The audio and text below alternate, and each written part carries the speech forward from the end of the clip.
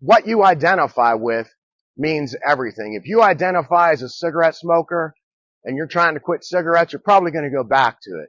If you identify as I'm not a smoker, I don't like the taste of it, I don't like the smell of it, I don't want to do this anymore, I'm not going to do this anymore. When you get that kind of a mindset, you'll quit smoking. And it's the same with pain pills. I don't want to spend this kind of money anymore. I don't want to be addicted to something. I don't want to be a slave to something. You will overcome, but you have to change your identity. A great example of changing identities is in multiple personality disorders.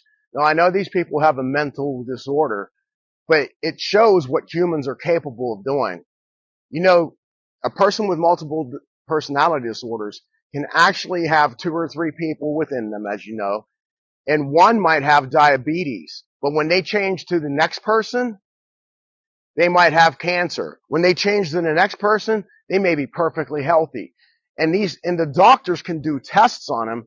And if they're being the person without cancer, that cancer won't even be in their body. If they're being the person, one of the people who doesn't have diabetes won't even be in their body. If they're being the person who's perfectly healthy, they'll be perfectly healthy. If you enjoy our content, you might want to dive deeper and check out the 2 books that I've written. One is called Unleashing Destiny, which is a deep dive into manifestation and how our brain works to help us manifest. And there's also Believe the Best About Yourself and Your Life, a guide to living beyond childhood trauma.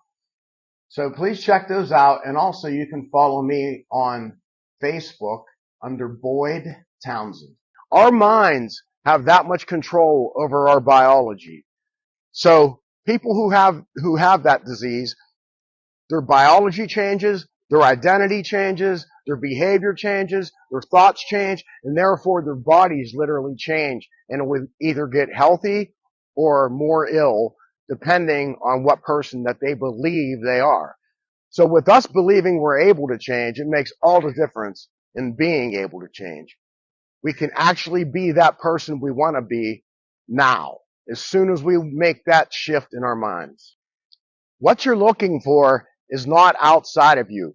It's not in the external. It's within us.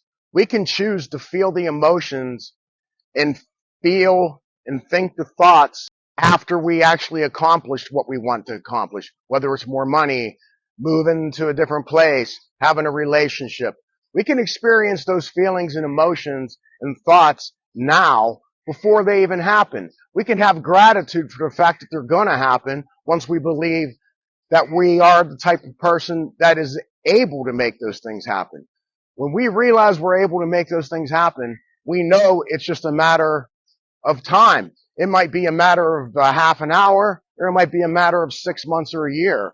But once you know that it's going to happen, you could sit back. What if you knew you were going to win the lottery in 3 months? Would you be really upset about how much money you have? Because you would know 3 months from now, I'm going to be financially free. That's the mentality to have. Realize that you are going to overcome whatever it is that you're not liking about your life right now. Start feeling those emotions and start thinking the thoughts that you would think as if it's already happened. That sets us up to win. That sets us up to succeed and accomplish all the desires, all the things we want in life. Look at your goals and desires.